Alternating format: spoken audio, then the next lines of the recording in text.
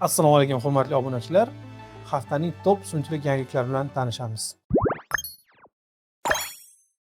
Bu hafta asli yangiliklarga juda boy bo'ldi va aynan mana shu hafta tarixda menimcha insoniyat va sunchilik o'rtasidagi muvozanatni o'zgarishi sifatida tarixda qoladigan juda katta yangilik bo'ldi. Keling, mana shu yangilik bilan boshlaymiz. Demak, birinchi yangiligimiz OpenAIning yangi AI modeli Hugging Face'ni tasodifan buzib kirganini aytdi. Demak, voqea qanday bo'lgan? OpenAI kompaniyasi GPT-5.6 modeli va qandaydir yana bitta qo'shimcha nomi oshkor qilinmagan modelni xavfsizlik tomonidan sinamoqchi bo'lishgan va uni bir yopiq muhitda ma'lum bir vazifalar yuklab turib, ya'ni o'zini maxsus o'sha testi bor, xavfsizlik tomonidan test qiladigan. Demak, mana shu yopiq muhitda test qilish jarayonida model mana bu test vazifalarini bajarishni o'rniga internetdan tayyor javoblarni qidirishga uringan. Tabiiyki, yopiq muhit internetga ulanmagan bo'lgan. Demak, sun'iy intellekt model aksar vaqtini mana shu yopiq muhitni buzishga sarflagan va buzib chiqqan ham, ya'ni yopiq muhitdan chiqib internetga chiqqan, internetdan Hugging Face degan platformani topgan, chunki bu platforma o'sha mashhur sun'iy intellekt modellarini va turli xil datasetlarni saqlaydigan platforma va undagi zaifliklarni topib, uni ham buzib kirgan. Ya'ni buzib kirib, uni ichidan turli xil o'sha modellar qidirishni boshlagan.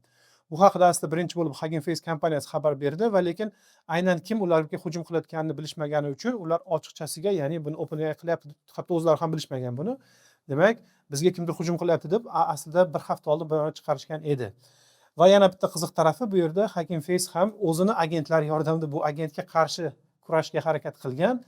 Lekin ular ishlatayotgan agentlar o'sha AQShni kompaniyasini, o'sha GPT'si bo'lishi mumkin yoki Anthropic'ni modellari bo'lishi mumkin. Ular agentga qarshi kurashishdan bosh tortishgan. Chunki hozirgi kunda sun'iy intellekt modellarida mana shunday mexanizmlari bor, turli xil qaltis vazifalarni bajarishmaydi. Xullas, ular bosh tortgandan keyin Hugging Face kompaniyasi Xitoy modellaridan, ya'ni o'sha ochiq vaznli modellardan foydalangan holda mana bu hujumni to'xtatishga erishishgan. Oradan bir hafta o'tib esa OpenAI kompaniyasi tan oldi, bu bizni modelimiz edi. Biz bilmay qolibmiz, buzib chiqib ketib qolibdi, sizlarga hujum qilibdi va hokazo. Hozir birgalikda mana shuni, demak, tergovi ketyapti. O'zlari ichkarida yopiq Hugging Face va OpenAI bu qanday qilib yuz berdi, buni qanday qilib oldini olish mumkinligi haqida demak, o'zlari bayonot tayyorlashyapti. Lekin bu narsa juda ko'pchilik odamlar tarafidan mana ilk bor mana sun'iy intellekt o'zi mustaqil odamlarga bo'ysunmagan holda va hattoki ular bergan talablarni buzgan holda mustaqil harakat qilishni boshladi. Bu insoniyat tarixidagi va sun'iy intellekt tarixidagi katta keskin burilish deb qaralyapti va haqiqatdan ham shunday. Agentlar haqida biz ko'pincha gapirganimizda biz agentlarni xavfsizligini o'ylaymiz. Ya'ni agentlarni qanday qilib himoya qilishimiz kerakki, bu agentlar bizni ma'lumotlarimizni tashqariga berib yubormasin. Chunki agentlarga biz ko'pincha shaxsiy ma'lumotlarga, kompyuterimizdagi ma'lumotlarga dostуп beramiz va bu agentlar internetga kirib turli xil vazifalar bajarish jarayonida mana shu jarayonda bizni shaxsiy ma'lumotlarni berib qo'ymasin deb ko'pincha biz agentlarni himoya qilar edik. Endi esa buni aksiga ham, demak, buni aksini ham chorasini ko'rishimiz kerak ekan. Bizni agentlarimiz bilmasdan, bizni nomimizdan tasodifanmi, boshqami, boshqalarga hujum qilib qo'ymasligi kerak. Mana shuni ham oldini olishimiz kerak ekan. Agar biz chiqarayotgan kontent siz uchun foydali bo'lsa, albatta kanalga obuna bo'lishni unutmang va qo'ng'iroqchani bosib qo'ysangiz, sizga demak doimiy yangiliklar haqida sizga xabar borib turadi. Va bu obunalarning ko'payishi yoki siz like tugmasini bosishingiz albatta demak boshqalar ham bunday foydali resurslarni topishiga ijobiy ta'sir qiladi. Ikkinchi yangiligimiz ham aynan mana shu OpenAI kompaniyasida bo'lib o'tgan mana bu katta bir insident bilan bog'liq. Demak, endi AQSh hukumati AI Kill Switch qonunini taklif qilyapti. AI Kill Switch qonuni Trampga sun'iy intellektni o'chirish huquqini beradi. Ana endi Washingtonda juda katta bahslar boshlandi. Mana shunday holatlarda nima qilish kerak? Ya'ni bu hozir bitta kichkinagina bir bo'lib o'tgan hodisa xolos. Ya'ni bitta model chiqib ketib boshqa joyga hujum qilgan. Lekin keng ko'lamda ertaga mana shunday narsalar avj oladigan bo'lsa-chi, ya'ni deylik GPT kompaniyasining o'sha modeli chiqib ketib oddiy Hugging Face emas, balki boshqa bir xavfsizlik xizmatlariga hujum qilib qolgan bo'ladi. Va hokazo mana shunday bahslar boshlanib ketib qoldi va buni ortidan endi AQShdagi senatorlar yangi qonun taklif qilishyapti. AI Kill Switch, ya'ni sun'iy intellektni o'chiruvchi switch deylik, haligi tugma deylik, mana shunday tugma qonunini taklif qilishyapti. Ya'ni bitta buyruq bilan istalgan modelni to'liqligicha o'chirib qo'yish. Ya'ni masalan OpenAI kompaniyasiga hozir GPT-5.6 modelini o'chirgin deyish uchun ularga qonun kerak bo'lyapti. Endi demak mana shu qonun ustida ikkita AQShlik senatorlar ish boshlashibdi va bu qonunni, demak bu qonunga qarshi chiqqanlar yoki o'sha sun'iy intellektni vaqtida aytilgan zahoti o'chirmaganlarga har kuniga 20 million dollardan jarima yozish taklif qilinyapti. Ya'ni agar siz AI ishlab chiqaruvchi kompaniya bo'lsangiz, bu yerda shartlari qo'yilgan, yillik daromadi 500 million dollardan oshadigan. Ya'ni bu aynan katta kompaniyalarga, Google, Meta, Anthropic, OpenAI kompaniyalariga qaratilgan qonun. Demak, mana shunday katta kompaniyalar AQSh hukumatini bir dona buyrug'i bilan istalgan payti o'sha sun'iy intellekt modelini o'chirishga to'g'ri keladi va har bir o'chirmagan kuni uchun 20 million jarima to'lash taklif qilinyapti. Bu hali kuchga kirgani yo'q. Umuman olganda o'sha OpenAI bilan bo'lib o'tgan voqeadan keyin juda ko'p mana shunday qonunlar, mana shunday bahslar boshlandi dunyo bo'yicha ham, nafaqat AQShda. Va yana bitta taklif qilinayotgan narsa, bu bizni 3-chi yangiligimiz. Elon Musk sun'iy intellekt modellarini mustaqil tekshirishni taklif qildi. Ya'ni endi Elon Muskning taklifiga ko'ra har qanday kompaniya yangi modelni bozorga chiqarishdan oldin bu modelni uni raqobatchilari tekshirsin deyapti. Ya'ni peer review taklif qilinyapti. Peer review degani sizni modelingizni mustaqil umuman boshqa uchinchi taraf tekshiradi degani. Demak, siz bu modelni chiqarishdan oldin, masalan, OpenAI kompaniyasi modelni deylik o'sha Anthropic kompaniyasiga beradi. Anthropic kompaniyasi bu modelni tekshirib beradi 30 kun davomida va ularni tekshiruvdan o'tgandan keyin, ularni sinovdan o'tgandan keyingina bu modelga chiqishga ruxsat beradi. Va xuddi shunday, masalan, Anthropic kompaniyasi ham o'zining modelini chiqarmoqchi bo'lsa, deylik Google ga murojaat qiladi.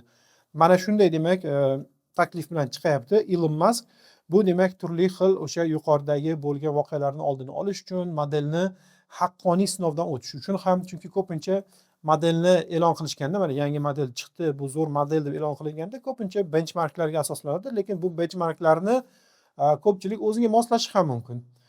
Bunday holatlarni ham ko'rganmiz, ya'ni benchmark test vazifalarini, testlarini o'zlariga moslashi mumkin. Mana shunday holatlar ham bo'ladi.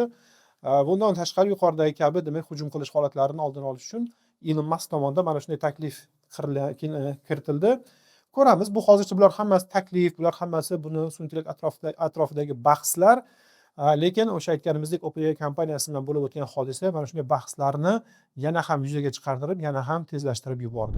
4-chi yangiligimiz, Moonshot Anthropic Fable'ni ko'chirgani uchun sanksiya xavfi ostida. Demak, Moonshot kompaniyasi o'tgan hafta Kimi-K 3 modelini chiqargan edi va kutilmaganda bu model, ochiq vaznli model, eng kuchli sun'iy intellekt modellar qatoridan demak joy oldi. Juda ko'p benchmarklarda o'sha AQShni Anthropic yoki OpenAIni GPT-5.6 modellari bilan eng oxirgi, eng sara modellar bilan deyarli bir xil natija ko'rsatdi yoki ulardan ham yaxshiroq natija ko'rsatdi. Va tabiiyki yana o'sha eski gaplar boshlandi. Bu Xitoy kompaniyalari aslida Amerikaning kompaniyalarini demak modellari asosida o'qitib olishyapti. Ya'ni ularni modellariga so'rov yuborish orqali o'z modellarini kuchaytirib olyapti degan yana bahslar boshlandi. Va bu yerda demak AQShni g'aznachilik kotibi Scott Bessent aynan Moonshot AIni misol qilib keltiryapti. Moonshot kompaniyasi o'sha Kimi-K'ni chiqargan kompaniya va uni gapiga qaraganda, demak bu kompaniya, Moonshot kompaniyasi sanksiya ostida bo'lgan, ya'ni AQSh kompaniyalari ishlatish mumkin emas bo'lgan Nvidia chiplarini Tayvanda ijaraga olib turib, o'z modellarini kuchaytirib olgan deyapti. Ya'ni Nvidia kompaniyasiga ma'lum bir chiplarini, ya'ni eng kuchli chiplarini, oxirgi chiplarini Xitoy kompaniyalariga sotish taqiqlangan. Chunki bu chiplar yordamida xitoyliklar o'z modelini kuchaytirib olishi mumkin va hokazo degan demak gaplar bo'lgani sabab. Lekin bu AQSh hukumatining gapiga qaraganda, demak kompaniya Tayvandagi serverlarni ijaraga olib turib, o'zini o'sha modelni kuchaytirib olgan deyapti. Nima bo'lgan taqdirda ham bu yerda demak ikki tomonlama muammo bor. Birinchidan, demak AQSh hukumati ko'rib turibdi raqobatni, ya'ni AQSh modellariga nisbatan Xitoy modellari borgan sari oldinga chiqib ketyapti va undan tashqari Xitoy modellari, biz avval ham aytgandik, ochiq vaznli. Ochiq vaznli nima ekanligi haqida bilish uchun men kanalda, ertaga kech kanalda video chiqarganman ochiq vaznli modellar haqida, ular qanday ishlashi haqida. Va bunday modellar borgan sari o'sha yopiq modellarga sifat darajasi tomonidan yetib boryapti, aniqlik darajasi tomonidan yetib boryapti va kerak bo'lsa u ortib ham ketyapti. Va bularning aksari Xitoy modellari. AQSh esa mana shuni oldini olish uchun demak mana sanksiya taklif qilyapti. Xitoy modellari bularning birinchisi o'sha Moonshot bo'lishi mumkin. 5-chi yangiligimiz, Float kompaniyasi Opus 5 modelini taqdim qildi. Demak, ko'pchilik kutgan model edi. Shu paytgacha Opusning oxirgi modeli To'g'ri 8 edi. Odatda, masalan uchun To'g'ri 1, To'g'ri 2 yoki To'g'ri 7, To'g'ri 8 bular demak kichkina o'zgarishlar bo'ladi. Har bir modeldan. Demak, To'g'ri 7 bilan To'g'ri 8 ning o'rtasida kichkina o'zgarish bo'lardi. 5 chiqqanni, demak bu juda katta sakrash bo'ldi deb aytishyapti va haqiqatan ham benchmarklarda avvalroq Claude'ni o'zi chiqargan Fable 5 modeli bor edi. Fable 5 modeli esingizda bo'lsa, AQSh hukumati tomonidan chet el fuqarolariga, umuman chet davlatlarga cheklab qo'yilgan model, ya'ni chiqqan zahotiyoq cheklangan model edi. Keyinchalik Anthropic kompaniyasi bu modelni dunyoga ochdi, lekin juda ham qimmat va hattoki siz o'sha eng qimmat obunada foydalanganingiz taqdirda ham qo'shimcha, ya'ni o'sha obunani ichida ham narxi juda qimmat va limitdan oshgandan keyin qo'shimcha narx to'lab ishlatishingiz kerak bo'lgan qimmat modellardan hisoblanadi. Ya'ni Fable 5 modeli edi bu va hozir Opus 5 modeli mana shu Fable 5 modeli bilan yoki teng yoki undan ham yaxshiroq natija ko'rsatishni boshladi. Shuning juda ko'pchilik hatto hazil ham qilyapti, balki bu Opus 5 AQSh hukumatining cheklovini aylanib o'tish uchun taklif qilingan Fable 5 ni nomini o'zgartirib qo'yishdir xolos degan taklif, ya'ni mana shunday taxminlar ham bo'lyapti. Bu albatta hazil tariqasida aytayotgan gaplar xolos, lekin shunday bo'lsa ham deyarli barcha benchmarklarda chiqqan Opus 5 modeli Fable 5 modeliga nisbatan ham yaxshiroq natija ko'rsatyapti. Narxi 2 barobar arzonroq va yana bitta qiziq tarafi, bu safar ham demak modelni o'sha fikrlash jarayoni o'zgargani sababiga unga buyruqlar berishni demak stili ham o'zgaryapti. Endi model ko'proq narsani o'z zimmasiga olyapti. Siz unga imkon qadar qisqaroq endi prompt berish orqali ko'proq natija olishingiz mumkin. Demak, birinchi ilk modellarga promptlar berganimizda promptlar juda uzun bo'lardi. Unga juda ko'p demak ichiga shartlar qo'shilardi, juda ko'p unga rollar beriladi va hokazo. Mana modellar takomillashgan sari yo'qolayotgan narsalardan biri endi promptlarni sodda qilib berishingiz ham mumkin. Ya'ni sodda promptni asosida qolganini Opus 5 ni o'zi demak to'g'irlab, o'zi promptni ichkarida yana bir marta to'g'irlab olib, siz kutgan natijani beradigan darajaga olib chiqishyapti. Mana shu tomoni bilan ham demak yaxshi natija ko'rsatdi. Google ham bu hafta o'zini yangi modellarini taklif qildi. Demak, 6-yangiligimiz mana shu haqida. Google Gemini 3.6 Flash va kiberxavfsizlik sun'iy e'lon qildi. Yuqorida aytganimizdek 3.1, 3.2, 3.6 bular hammasi demak ozgina kichkina o'zgarish bilan boradi. Lekin shu kichkina o'zgarishlarda ham natija yaxshi. Demak, 3.6 Flash modelini taklif qilishdi.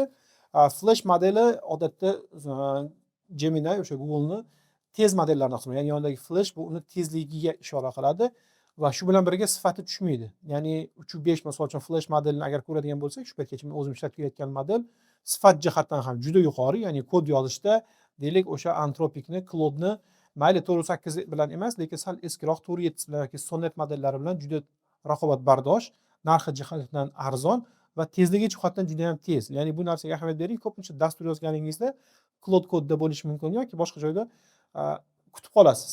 Ya'ni savolni berdingiz, to o'sha kodni yozishga vaqt ketadi. Vaqt ketishiga sabab mana bu sun'iy yozish tezligi bor. Yozish tezligi deganda output token, ya'ni tashqi chiqayotgan tokenlarning tezligi bor va mana shu tezlik 3.6 modelida 350 token sekund ekan. Ya'ni 1 sekundda 350 ta so'z, ya'ni qo'pol qilib aytganimizda 1 sekundda 350 ta so'z yoza olar ekan. Demak, tabiiyki bu o'sha kod yozish tezligiga ham, agar siz matnlar bilan ishlasangiz matnlarning tezligiga ham, umuman har qanaqangi tashqi chiqayotgan sizga berilayotgan ma'lumotlarning tezligiga ta'sir qiladi va shu bilan birga esa mana bu yerda sifat darajasi aytilyapti.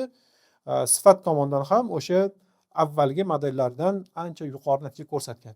Lekin juda ko'pchilik aslida Googledan 3.6 Flash emas, 3.5 Pro modelini kutayotgan edi. Shu paytgacha hali 3.5 Flash modeli chiqdi, lekin 3.5 Pro modeli chiqqani yo'q. Pro modellari odatda Google'ning eng qimmat, eng top modellari bo'ladi, lekin gap so'zlarga qaraganda hozircha Google aynan Pro modeli natijasini yaxshilay olmayapti. Ya'ni ular kutgan natijani yoki mana hozir ko'rdik Opus 5 ni yoki undan oldin chiqqan GPT-5 modellarini darajasiga chiqa olmayotgani sababli ham demak 3.5 Pro modelini chiqarmayapti va undan tashqari juda ko'pchilik kutayotgani Gemini'ning yana 4-modellari. Hozirgacha mana 3.5, 3.1, 3.6 Flash mana chiqdi, 3.5 Pro chiqishini kutishyapti, lekin Gemini 4 haqida hali hech kim eshitgani yo'q, lekin ko'pchilik kutyapti. Odatda yuqorida aytganimizdek modellar demak chiqqanida, yangi 4-si chiqqanida 3-sidan juda keskin farq qiladi va bu farq nafaqat sifatda bo'lishi mumkin, balki o'sha tezlikda bo'lishi ham mumkin, umuman unga bo'lgan yondashuv va hokazo. Demak, ko'pchilik yangi modellardan shu paytgacha bo'lmagan qandaydir bir katta o'zgarish kutadi. Kutyapmiz biz ham, umid qilamiz e'lon qilish kerak, lekin 3.5 Pro ni e'lon qilish vaqti biroz o'tib qoldi. Chunki aslida mana shu 2-chorakda e'lon qiladi deyishgan edi, 2-chorak ham o'tdi. Tez kunlarda demak 3.5 Pro modeli ham chiqib qoladi. Yettinchi yangiligimiz bu ham demak sun'iy intellektdagi xavfsizlikka taqalgan DeepSeek foydalanuvchilarining suhbatlari Google qidiruvida chiqib keldi. Demak, bu yerda nima bo'lgan? Bir SEO mutaxassisi, demak David Kanitsny degan odam Google'da qidirish jarayonida DeepSeekdagi odamlarning suhbatlarini topgan. Ya'ni sun'iy intellekt bilan siz suhbat qilasiz, uzundan uzun suhbat bo'ladi. Mana shu suhbatni to'liqligicha matnlari demak Google qidiruvidan chiqib kelgan. Bu aslida buzib kirish emas. Bu yerda qiziq holat bo'lgan. DeepSeekni o'zida yuqorida ulashish funksiyasi bor. Ya'ni siz suhbatni boshqa odam bilan ulashishingiz mumkin. Bu deyarli barcha sun'iy intellekt modellarida bor. Ahamiyat bering, ChatGPTda ham, Claude'da ham siz suhbatni, ya'ni chatni boshqalar bilan ulashishingiz mumkin. Ya'ni o'sha suhbat muhim bo'lsa, uni ichidagi gaplar muhim bo'lsa va siz deylik mana shu ichidagi gap so'zlarni biror bir loyiha ustida ishlayapsiz, shu loyiha ustida ishlayotgan boshqa odamga berishingiz mumkin. Ya'ni u ham davom ettirishi mumkin bu suhbatni yoki ko'rish mumkin. Qanday qilib siz bu xulosaga kelgansiz, sizning tahlillaringizni ko'rish mumkin. Mana shunday holatlarda siz sun'iy intellekt bilan o'sha qilgan chatingizni oynasini share, ya'ni ulashish tugmasi bor. DeepSeekda nima bo'lgan? Mana shu ulashish jarayonida bu ommaga chiqib ketib qolgan. Ya'ni ulashish tugmasini bosganingizda o'zi jarayoni qanday bo'ladi? Sun'iy intellekt sizga link beradi. Demak, mana shu link orqali boshqa odam ham kirib, sizning suhbatingizni ko'rish mumkin bo'ladi. Demak, siz bu linkni maxfiy saqlashingiz kerak. Bu linkni hech kimga bermasligingiz kerak. Lekin bu link onlaynda ochiq turadi. Agar biror kishi mana shu linkni topib olsa, u ham bemalol kirishi mumkin. Bu yerda login, parol hech narsa so'ramaydi. Muammo nimada bo'lgan? Google'ni o'sha robotlari bor. Bu robotlari, ya'ni botlari deylik, bu botlari hamma saytlarga kirib, misol uchun Google qidiruv qanday qilib ishlaydi? Siz biror bir narsa maqola chop qilganingizda yoki yangi bir kunuzda masalan yangi maqola chiqqanida Google'ning boti o'sha maqolani ichiga kirib, ichidagi matnlarni o'qib oladi va indekslab qo'yadi.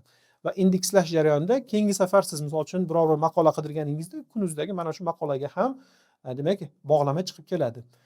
Va DeepSeekni aynan mana shu chatlari ham bot tomonidan, ya'ni Google'ning boti tomonidan indekslab o'tib ketilgan va odamlar qidirganda qidiruv mana shu DeepSeekning ichidagi yopiq chatlardagi yoki shaxsiy chatlardagi ma'lumotlarni ham qaytarib bergan. Demak, bu endi DeepSeek kompaniyasining xatosi. Odatda har bitta saytni yaratganingizda yoki har qanday sahifa yaratganingizda botlar bu sahifani indekslamasin yoki botlar bu sahifaga kirmasin degan cheklovlarni qo'yishingiz mumkin. Mana shunday cheklovlarni qo'yilmagan. Va bu bizga ham ogohlantirish, ehtiyot bo'lishimiz kerak. Internetdagi har bitta ulashilgan narsa, bu xoh o'sha ChatGPTdagi suhbatingiz bo'lsin, xoh Google Drive'dagi faylingiz bo'lsin, ertaga ommaga chiqib ketishi mumkin. Shuning uchun har doim ahamiyat bering, siz bu faylni qaysi yo'sinda kim bilan ulashyapsiz. Agar ulashgan odamingiz bilan iloji bo'lsa, parol, login orqali ulashish mumkin bo'lsa, har doim mana shu opsiyani tanlang. Hech qachon onlaynda ochiq qoldirmang. 8-yangilik, Anthropic mualliflik huquqini buzgani uchun nashriyotlarga 1,5 milliard to'laydi. Juda ham qiziq holat bo'lgan va hammasidan qizig'i bu holat yakuniga yetmagan. Ya'ni mualliflik huquqi buzildimi, buzilmadimi degan savol hali ham ochiqligicha qolyapti. Demak, nima bo'lgan? Anthropic kompaniyasi, biz avval ham aytgandik, deyarli barcha sun'iy intellekt modellar yaratilish jarayonida internetdagi barcha ma'lumotlardan foydalangan. O'zidan so'rasangiz, bu kompaniyalar biz faqat ochiq manbalardagi ma'lumotlardan foydalanganmiz deb aytishadi. Bu tabiiyki yolg'on. Mana Anthropic kompaniyasi misolida isbotlandi. Ular nima qilishgan? Turli xil torrent saytlaridagi, ya'ni torrent saytlar bilsangiz o'zi ma'lumotlarni o'g'irlab qo'yadigan saytlar. Mana shunday saytlardagi ma'lumotlarni ham yuklab olishgan. Ya'ni ochiqda turibdi deganda bular o'g'irlanib, keyin ochiq qo'yilgan ma'lumotlarni ham o'g'irlab olishgan. Ya'ni o'g'irlangan ma'lumotlarni tortib olishgan, yuklab olishgan. Va mana shuning ustidan bahs bo'lgan. Va Anthropic kompaniyasi 500 mingga yaqin kitobni mana shunday yuklab olgan, asarlarni yuklab olgan va endi ularning har biri uchun, ya'ni 500 mingta kitobni har biri uchun $3000 to'lash majburiyatini demak o'z zimmasiga oldi. Bu sudni qarorisiz. Ya'ni bu yerda bu nashriyotlar Anthropic kompaniyasi sudga bergan, lekin bular sudni kutmasdan o'zaro o'rtada kelishuv qilishib, nashriyotlar bilan biz bo'ldi, o'z xohishimiz bilan $3000 to'lab beramiz degan kelishuvga erishishgan.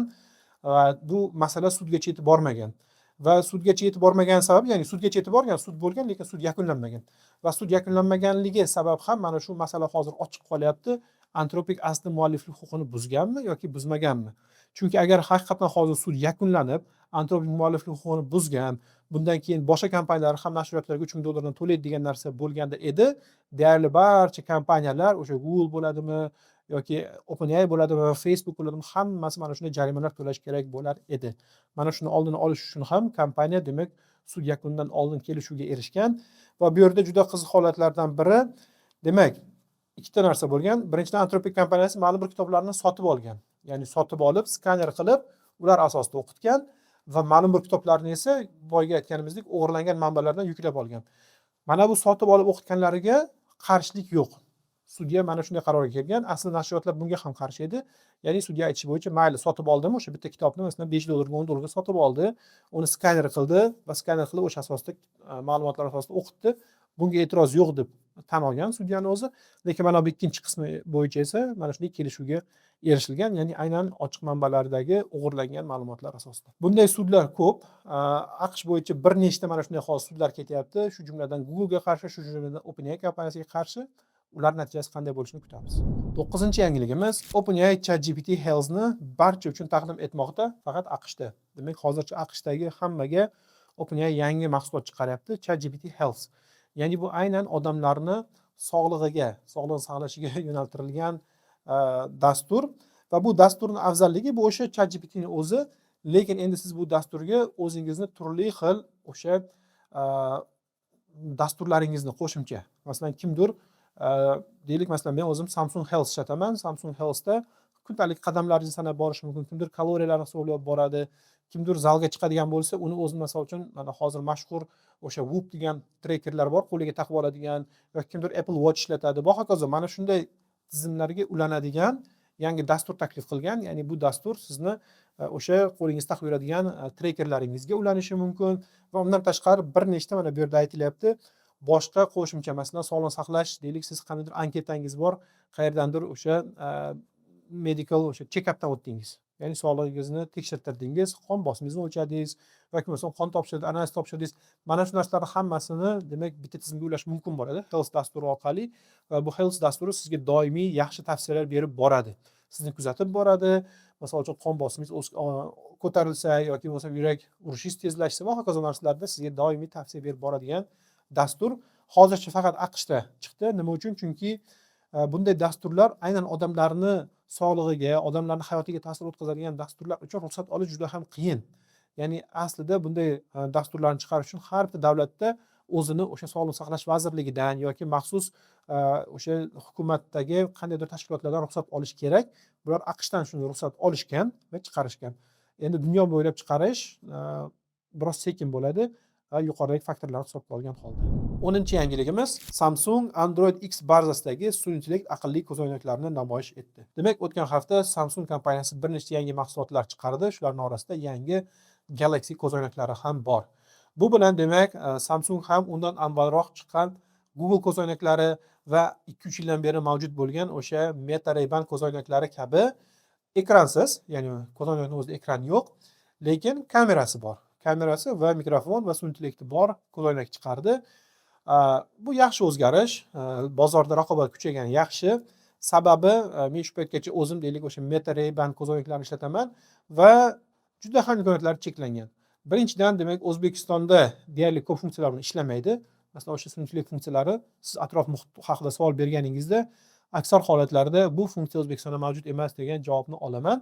Va bu poygaga Samsung qo'shilgani yaxshi bo'ldi. Samsung ham bu yerda aytayapti, biz Gemini, ya'ni Google Gemini sun'iy intellektidan foydalanamiz deyapti. Google Gemini sun'iy intellekti Facebookni o'sha Meta AI sun'iy intellektiga nisbatan ancha kuchli va ancha yaxshiroq ishlaydi deb umid qilamiz. Shuning uchun qani ko'ramiz. Bu yaxshi, demak, bozorda raqobat kuchaygani yaxshi bo'ldi. E'tiboringiz uchun rahmat. Kanalga obuna bo'lishni unutmang.